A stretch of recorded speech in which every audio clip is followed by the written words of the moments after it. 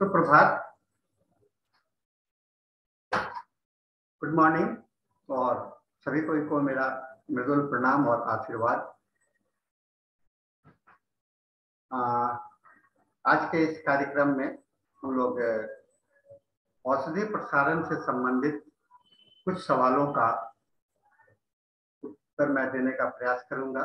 आशा है आप सबों को इसे मन में जो ख्याल आ रहे हों उसे कृपया आप मुझे बताते जाइए।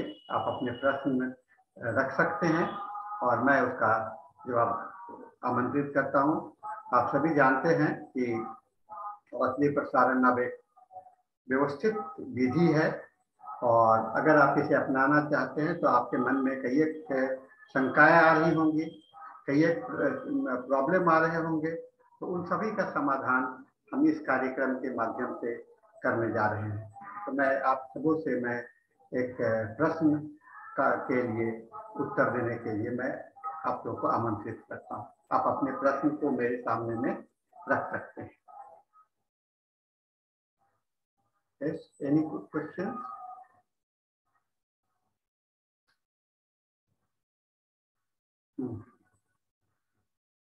कोई सवाल आपके लिए?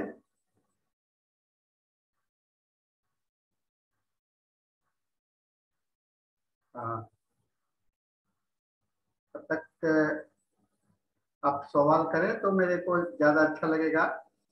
आप जानते हैं कि हम लोग इस विधा में इलाज करने के लिए दवा अभी जो तत्काल है, जो सभी साधनों का उपयोग करते हैं, उसमें हम लोग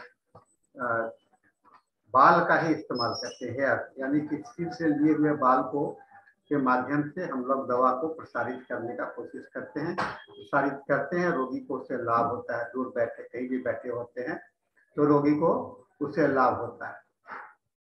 और यह होम्योपैथी के लिए प्रसारण विधि के लिए एक बहुत ही महत्वपूर्ण पद्धति है और इसके लिए हमें इस बात से अवगत होना पड़ेगा कि यह कैसे है। लेकिन हाँ, एक व्यवस्था है, एक सिस्टम है जहाँ कहीं कहीं उस सिस्टम को फॉलो करना आवश्यक है। जैसे हम कोई भी चिकित्सा पद्धति को अपनाते हैं तो हमें उस पद्धति के अनुकूल, नियमों के अनुकूल अगर नहीं चलेंगे तो नहीं होगा।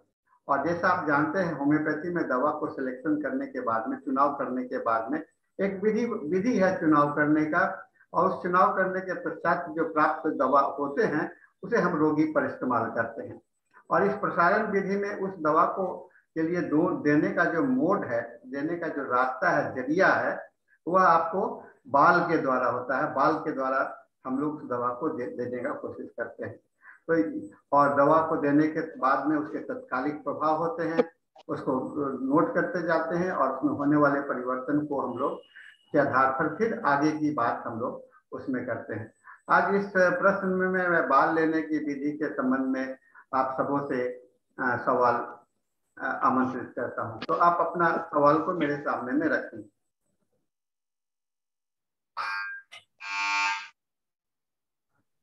हाँ सर, मेरा सवाल है कि हम लोग रोगी के शरीर से कैसे, कौन सा अंग से बाल लेंगे और कैसे लेकर उसको स्टोर करेंगे। एक बार फिर से दोहराइएगा क्योंकि मुझे ठीक से सुनाई नहीं पड़ रहा है।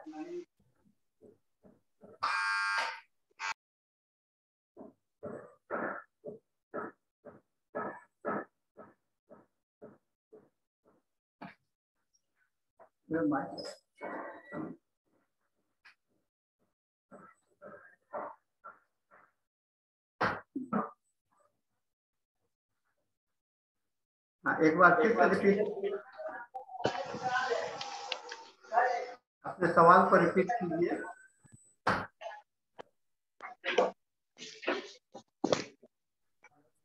हेलो, मेरी आवाज आ रही है सर? हाँ, आ रही है। हाँ, तो सर मेरा सवाल ये है कि रोगी के शरीर से कौन सा अंग से हम लोग बाल लेंगे और कैसे लेंगे उसको, बाल को। बाल कैसे सर से लेंगे? हाँ, और कौन सा अंग का लेंगे, कहाँ का बाल लेंगे? बाल को लेने तो बड़ा आसान है। आप शरीर से, सर से सबसे आसान और सबसे जो सरल तरीका होता है वह आपके सर से ही बाल है, क्योंकि सर सामने में होता है, आप वहां से बाल को निकाल सकते हैं। तो यह एक बहुत ही है, आप सर से किसी भी एक बाल को पकड़ करके खींच लेंगे तो दर्द भी नहीं होता है। और अगर कोई रोगी डरते हैं तो उसके जगह पर हम लोग डरते हैं तो उसके जगह पर बाल को काट करके भी ले सकते हैं। और अगर सर पर किसी के बाल नहीं हो तो अन्य जगह से भी बाल ले सकते हैं। बाल एक माध्यम का काम करता है, समझ गए ना। बाल केवल एक माध्यम का काम करता है जी। और इस माध्यम को पूरा करने के लिए ही हमें बाल है। शरीर के किसी भी अंग, थ्योरी यह है, सिद्धांत यह है कि शरीर के किसी भी अंग से कोई भी जो जीवित पदार्थ, कोई भी तत्व है, वह अगर लिया जाए तो वह एक माध्यम के रूप में उसका इस्तेमाल किया जाता है। यह एक सरल विधि है और इसमें हमको ज्यादा परेशानी नहीं होती है। दवा को सिलेक्ट करने के बाद में आप रोगी जो दवा सिलेक्ट कर लिए, सर से एक बाल ले लीजिए, उस बाल को दवा के अंदर में डाल दीजिए और वह आपका प्रसारण के योग्य हो जाता है। और कोई? हाँ सर। हाँ, अगर हम लोग काटेंगे बाल को या फिर सर से उखाड़ेंगे तो दोनों सेम काम करेगा या उसका अंतर कुछ होगा? कि कोई कहते हैं नहीं उखाड़ना जरूरी रहता है, जड़ होना चाहिए उसमें। देखिए, जहां तक मैंने आपको अभी बताया कि सर से बाल अलग होना चाहिए या कहीं शरीर से बाल अलग हो गए, अब उसे कैसे निकालते हैं, कैसे निकालते हैं, यह अपने आप में बहुत ज्यादा मायने नहीं रखता है। क्योंकि हमारा जो उद्देश्य है इस विधि में केवल एक माध्यम को लेना, शरीर से अलग हुए चीज को, माध्यम को लेना। तो माध्यम को आप उखाड़ करके ले सकते हैं, काट करके ले सकते हैं, या और भी किसी भी तरीके से आपको ले सकते हैं। कुछ रोगी ऐसे भी आते हैं जो कि बाल नहीं देना चाहते हैं, तो रात में सोते हैं, तकिया पर लग जाता है, शरीर से गिर जाता है, तो वहां से हम लोग उस बाल को इकट्ठा कर सकते हैं। कोई इलाज नहीं कराना चाहते हैं, उनके बच्चे बच्चे लोग डरते हैं बाल देने में, तो उनके बाल सोए हुए अवस्था में ले लीजिए, जागे हुए अवस्था में ले लीजिए, यानी कि जैसे आपको उपलब्ध हो जाए उसे आप प्राप्त कर सकते हैं। बहुत अच्छा। और सर अगर किसी के शरीर में बाल नहीं हो तो उसका फिर हम लोग इस विधि से कैसे इलाज करेंगे? अरे ये तो आपका अच्छा सवाल है। शरीर में जी। बाल ही ना हो, ऐसा तो नहीं होता है ना। सर में नहीं बाल होगा। होता है लेकिन बहुत। हाँ, हाँ, नहीं छोटा छोटा भी होता है तो होता उसमें है। दिक्कत हो तो जाएगा ना कुछ सर? ऐसे भी होते हैं जिनके शरीर में बाल होता ही नहीं है ना। जैसे हम लोग देखते हैं कुछ हमारे फिल्म के आर्टिस्ट हैं, उनके शरीर पर बाल तो दिखलाई ही नहीं पड़ता है। लेकिन शरीर के कुछ प्राइवेट पार्ट्स हैं, जैसे कांख हो गया, जेनाइटल्स हो गया, आपके छाती में हो गए, अगर वहां पर से बाल आपको उपलब्ध हो जाए तब तो ठीक है। ठीक है ना, वहां से भी आप ले सकते हैं। जी। यानी कि कहने का मतलब है कि वह सर से ही नहीं हो, सर से ही कोई जरूरी नहीं है कि सर से ही बाल। सर शरीर के किसी भी हिस्से में अगर बाल है तो हम उसका इस्तेमाल आसानी से कर सकते हैं। ठीक है, और कोई? और कोई? हाँ सर। हम लोग सर एक सर से बाल एक बार निकाल लेते हैं पेशेंट को तो वो कितने दिन तक काम करेगा वो बाल? ये आपने बड़ा अच्छा सवाल किया है। सर से अलग हो जाने के बाद में जो हम लोग अभी तक हम लोगों ने देखा है, जो मैं आज से 20 साल पहले, 25 साल पहले मैं अपने रोगियों से बाल लिया था और उनके फाइल में वह बाल मौजूद है, तो वह उसे मैं इस्तेमाल कर रहा हूँ और वह उतना ही कारगर है जितना कि पहली बार मैंने बाल लिया था। बात जब थ्योरी की बात आती है, समझने की बात आती है, तो होता है कि जब तक उसका क्वांटम एग्जिस्टेंस बना हो, यानी कि उसका अस्तित्व है, यानी कि खत्म नहीं हो जाता है, तब तक वह आपके शरीर से जुड़ा हुआ रहेगा। यह साइंस के द्वारा भी प्रूव किया जा चुका है कि क्वांटम एग्जिस्टेंस के साथ में कोई भी अंग आपके शरीर से अलग हो गया हो तो वह आपके साथ में उसका जुड़ाव, उसका संबंध बना हुआ रहता है।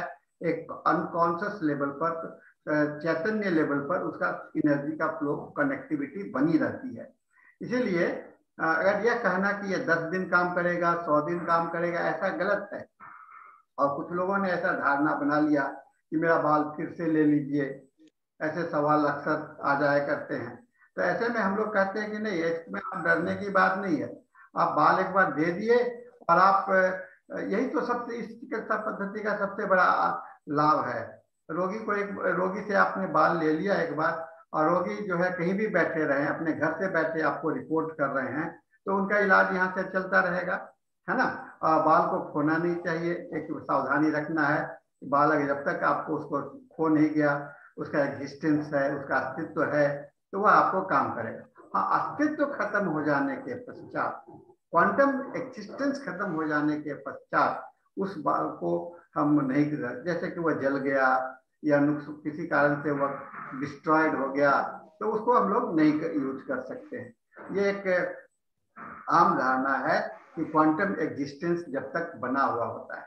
अब आप इसमें इस सवाल के साथ में एक बहुत अच्छा जवाब मैं यह भी देना चाहूंगा कि बाल को ही इसलिए हम लोग इस्तेमाल करते हैं कि इसका क्वांटम एग्जिस्टेंस बहुत दिनों तक होता है।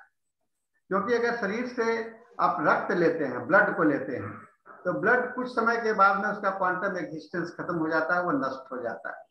खखार लेते हैं या नाखून लेते हैं, तो वो नाखून कुछ दिन तो और टिकता है, लेकिन कुछ दिन के बाद में वह भी गलने लगता है। लेकिन बाल जो है तो जब तक आपको रहेगा रहता है। और ऐसा भी देखा गया है, हिस्ट्री में भी हम लोगों ने देखा है कि आज लोग किसी के जो पुराने हिस्ट्री के कुछ बहुत स्टालवर्ड्स लीडर रहे हैं, उनके बाल के माध्यम से आज उनके समय का, उनका डेथ कैसे हुआ, उनका जीवन कैसा था, उसका अध्ययन करने का प्रयास कर रहे हैं, और उसमें उनकी सफलता मिल रही है। बहुत सारी कहानियां हैं, बहुत सारे, और उसमें वह कहानी असत्य नहीं है, उसके पीछे में जांच, साइंटिफिक रूप से जांच पड़ताल हुआ है। इसीलिए बाल का एग्जिस्टेंस जब तक बना रहेगा वह आपके लिए यूजफुल रहेगा। ठीक है, बहुत अच्छा सवाल आपने किया। ठीक है सर। हाँ सर, और ये सर कौन वाला बाल सबसे ज्यादा अच्छा काम करेगा सर, काला वाला बाल या सफेद बाल? किन्हीं का सफेद बाल रहता है, किन्हीं का काला रहता है, तो कौन वाला लेना अच्छा रहेगा, सफेद वाला या काला वाला? बाल तो दो ही रंग हाँ होते सर, कोई। हैं, शुरू में काले रहते हैं, जी बाद में सर। सफेद हो जाते हैं, है ना। उम्र के साथ में जी। पहले बाल बहुत घने होते हैं, बाद में चल करके जब एज बढ़ेगा तो आपके बाल बहुत लूज होने लगते हैं, पकने लगते हैं। तो और आजकल तो ऐसा भी देखा जाता है कि छोटे छोटे बच्चे लोगों के भी बाल पकने लगते हैं, और यंग एडोलेसेंस एज में भी बाल पकने लगते हैं। जब आपके बॉडी का वाइटल फ्लूइड में डिस्टरबेंस होता है तो बाल पकना शुरू कर देते हैं। लेकिन पकना और कच्चे रहना, यानी कि काला रहना या सफेद रहना, ये कोई मायने नहीं रखता है। हम आपके पास में अगर सारे बाल सफेद नहीं हो गए, तो उस सफेद बाल के माध्यम से भी आप दवा का प्रसारण कर सकते हैं। सफेद बाल भी आपके लिए बहुत ही यूजफुल होगा, उतना ही यूजफुल होगा जितना कि ब्लैक हेयर्स में, यानी कि काले बाल से आप इस्तेमाल करते हो। ठीक है, और कुछ? हाँ सर, और क्या हम बाल उल को रंग सकते हैं या फिर रंगे हुए बाल को यूज कर सकते हैं इस विधि के लिए, डाई डाई हेयर को?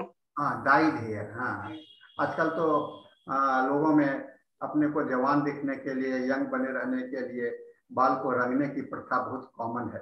कभी कभी तो हम लोग ये पता भी नहीं चल पाता है कि ये कैसा रंगा हुआ बाल है, ओरिजिनल बाल है कि नकली बाल है। लेकिन मैं इस दुविधा में कभी नहीं पड़ा, बस बाल ही चाहिए, यही मैं बात सोचता रहता हूँ, क्योंकि बाल ही चाहिए, यही इतना ही काफी है। और बाल रंगा हो या सफेद हो या बिना रंगा हुआ हो, आप वो रंग जो है तो कुछ समय के बाद में ऐसे भी देखिएगा कि आप बाल पर रंग लगाते हो, तो डाई करते हो, तो कुछ समय के बाद में फिर से डाई कराना पड़ता है, रंग तो उड़ जाते हैं।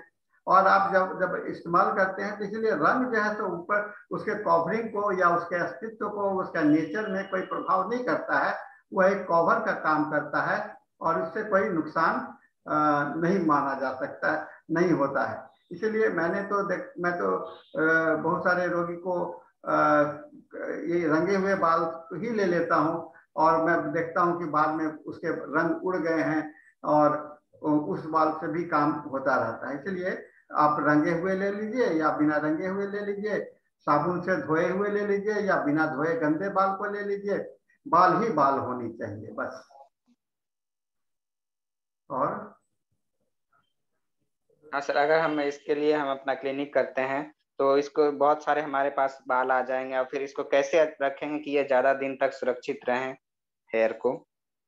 हाँ, ये तो अच्छा। कैसे पहचानेंगे इसको? बहुत सारे पेशेंट का स्टोरिंग हो जाएगा। प्रॉब्लम है ना, स्टोरिंग। जब आपके क्लिनिक में जी बहुत सर। सारे रोगी आने लगेंगे तो एक दूसरे का बाल मिल नहीं जाए, ये व्यवस्था आपका मैनेजमेंट लेवल का बात हो गया। आपके बाल की आइडेंटिटी, क्योंकि एक बाल अगर दूसरे बाल से मिक्स कर जाए तो उसकी पहचान बहुत मुश्किल हो जाती है, और इसको पहचान को बनाए रखने के लिए यह आवश्यक होता है कि बाल के को हम लोग एक कोड नंबर दे करके सही सही सलामत हम लोग उसको रखते हैं, है ना। कोड नंबर दे दीजिए। हम लोग अपने क्लिनिक में, जो मैं करता हूँ अपने क्लिनिक में, रोगी के बाल जो आते हैं उस पर तुरंत एक नंबर दे करके, उसका एक कोड नंबर दे करके, पेशेंट नंबर दे करके मैं उसको रख देता हूँ, और लेवल बराबर सुरक्षित रहना चाहिए। ऐसे भी आप जानते होंगे कि अगर होम्योपैथिक दवा से अगर लेबल को हटा दीजिए तो क्या आपको दवा की पहचान हो पाती है? नहीं हो पाती है, क्योंकि वह ऊर्जा स्वरूप है।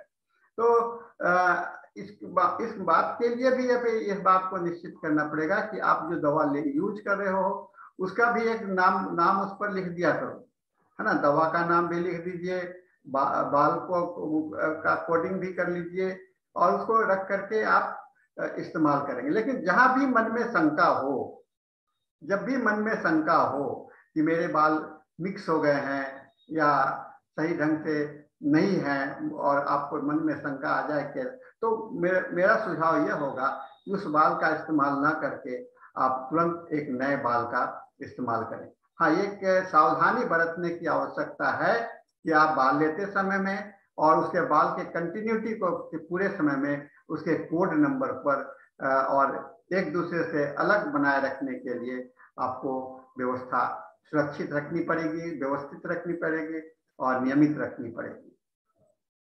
ठीक है, और कोई?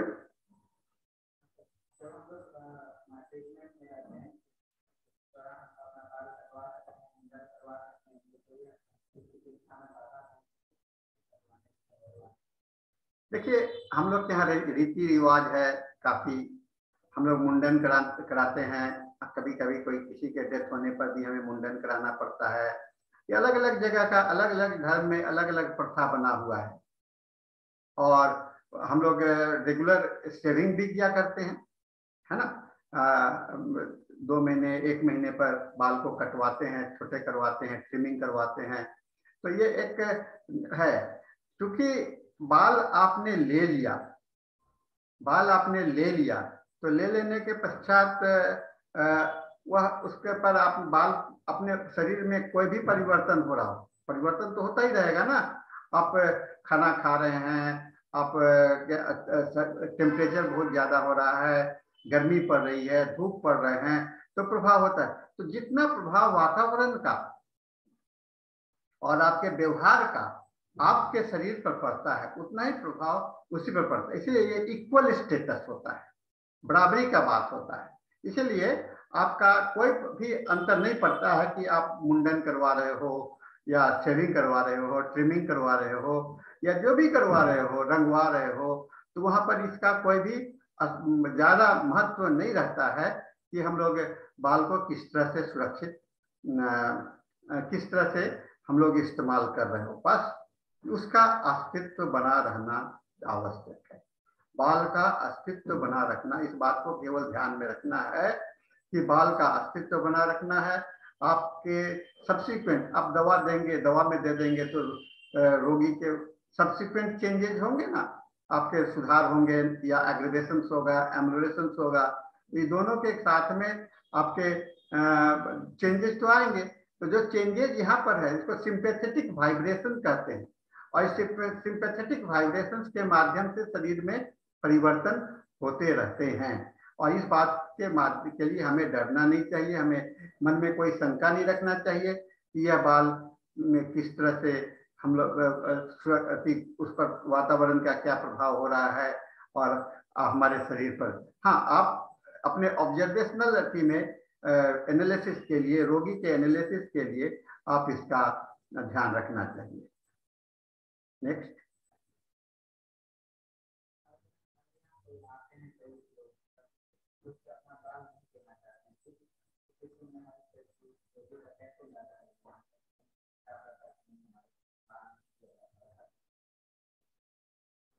हाँ, एक तो आपने बड़ा महत्वपूर्ण सवाल किया। कई एक धर्म सिस्टम में बाल को नहीं देने की प्रथा है। बाल को शरीर से लोग काटते नहीं हैं, उखाड़ते नहीं हैं। मुझे एक बार एक सदगुरु जी का इलाज करने का मौका मिला, जब और साधारण सी एक्यूट बीमारी थी, तो मैंने उनसे कहा कि सर मैं तो आपका इलाज करना, दवा दूंगा। तो बोला तुम कैसे दवा दोगे, मैं तो दवा खाता नहीं हूँ, है ना, मैं दवा खाता नहीं हूँ।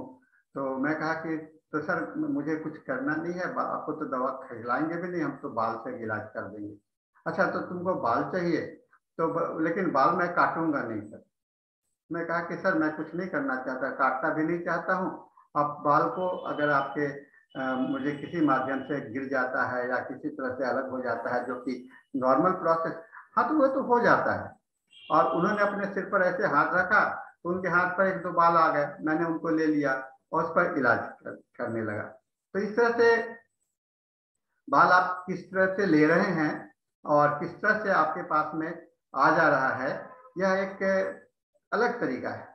एक रोगी मेरे पास में आए, उन महिला आई, बोली कि मेरे हस्बैंड बहुत अल्कोहलिक हैं और मुझे उनकी इलाज करनी है। और मैं कहा तुमको लेके आओ। कहते हैं कि नहीं, वो आना नहीं चाहते हैं, इलाज नहीं कराना चाहते हैं, मैं चुपके से इलाज कराना चाहता हूँ। क्योंकि उनके लाभ की बात थी तो मैंने तैयार हो गया। मैं बोला कि ठीक है, आप उनसे सर से बाल ले आओ, देना नहीं चाहते हैं तो। सर मैं कैसे लूंगा? मैं बोला कि सोए रहेंगे तो उस समय आप बाल ले लेना, या सोए रहते हैं तो तकिए पर कुछ बाल गिरा हुआ होता है तो ये देख लेना कि उसी का बाल हो तो आप लेते लाना। और उस तरह से लाया उन्होंने, हो गया। कुछ छोटे छोटे बच्चे आते हैं, वो भी बहुत डरते हैं कि मेरे को डॉक्टर साहब सुई दे देगा, इंजेक्शन दे देगा, बाल उठाना नहीं चाहते। मैं उसे बड़ा प्रेम से अपने पास में बुलाता हूँ और उसके सर पर बात में मैं बाल उसको ले लेता हूँ। उसको पता भी नहीं चलता है कि बाल कैसे। तो जो देना चाहता है स्वेच्छा से तो कोई बात नहीं, लेकिन अस्वेच्छा से भी आप किसी भी माध्यम से उस बाल को प्राप्त कर सकते हैं।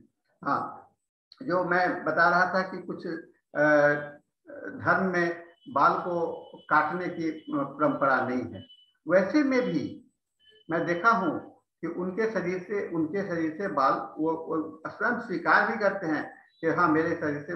मैं बोला कि जब ये और बाल नहाते समय में किसी समय में कुछ ना कुछ तो बाल गिर ही जाते हैं, तो अब मैं उनको कहता हूँ कि बस उसी बाल को मुझे दे देना और मैं उसका इलाज कर लूंगा।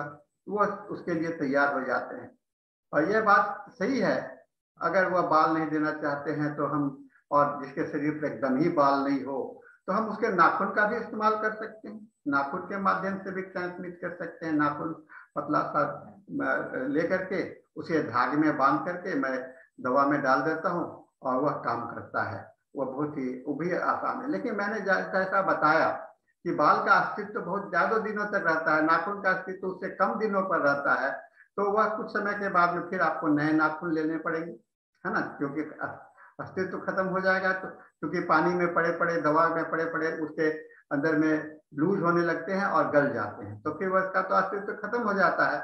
इसलिए हम लोग उसका ऐसा इस्तेमाल करते हैं। ठीक है। और